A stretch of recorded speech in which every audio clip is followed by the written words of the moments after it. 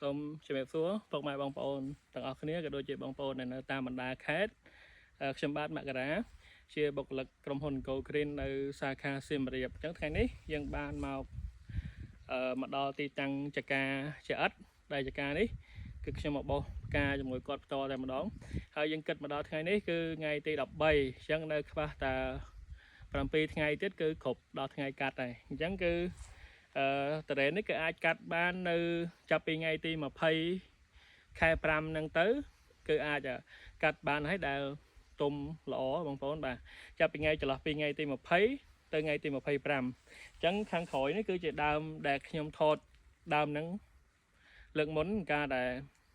វ័យក្តឹបទៅនឹងបាន30-35ថ្ងៃបាទអញ្ចឹងឥឡូវមកដល់វគ្គនេះវាចិត្តគ្រប់ដល់ថ្ងៃកាត់ហើយអញ្ចឹងក្រោយពីយើងបានមើលថែបាទហើយចំពោះគុណភាពផ្លែបងប្អូនមកមើលទាំងអស់គ្នាហើយអានេះសវត្ថភាពមានន័យថាតាមការណែនាំតាមកម្រិតបរិមាណត្រឹមត្រូវមានន័យថាបងប្អូនមានសវត្ថភាពនៅក្នុងការបរិភោគហើយចំពោះផ្លែនេះតែបងប្អូនឃើញបាទហើយមិនមែនតែដើមហ្នឹងទេដើមផ្សេងទៀតបាទដើមហ្នឹងគឺផ្លែខាងក្រោមនេះច្រើនហើយខាងលើនោះក៏មានដែរបាទអញ្ចឹងយើងអាចទៅដើមផ្សេងទៀតបានបងប្អូនបាទដើមផ្សេងទៀតចិត្តគ្នានេះក៏មានដែរផ្លែនេះសិតតែចិត្តដល់ពេលវ័យដែលត្រូវកាត់ផ្លែបងប្អូនបាទហើយអាចតាក់ទងជាមួយនឹងលេខម្ចាស់ចកាបានដែលខ្ញុំដាក់នៅខាងចុងនៅវីដេអូហើយបងប្អូនអាចមកកាត់ផ្ទាល់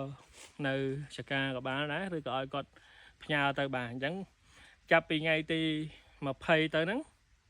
កាត់ហើយបាទពូជបានផងហើយឥឡូវសុំទៅមួយដើមទៀតអាចយើងទៅដើមនេះខាងណា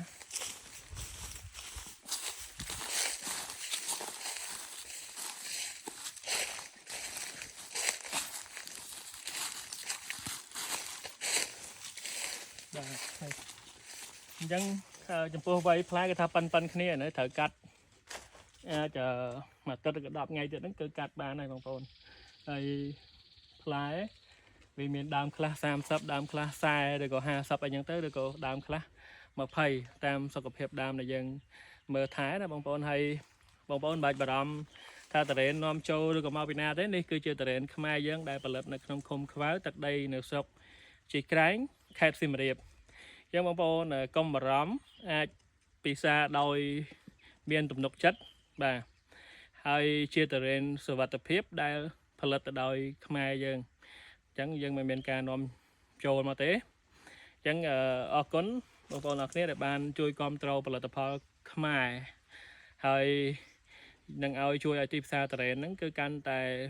ទូលំទូលាយគឺកាន់តែច្រើនជាងមុនទៀតហើយជូនពរឲ្យម្ចាស់ចកាតរ៉េនទាំងអស់គឺបានទទួលបានទិន្នផលដូចនៅចកាចអិតអញ្ចឹងបាទបញ្ជាក់បន្តិចចកានេះគឺប្រមូលផលបាន2ឆ្នាំហើយបាទបាន2ឆ្នាំទាំងនេះដែលគាត់បានសហការជាមួយនឹងខាងក្រុមហ៊ុន Go Green បាទអញ្ចឹងអរគុណជម្រាបលា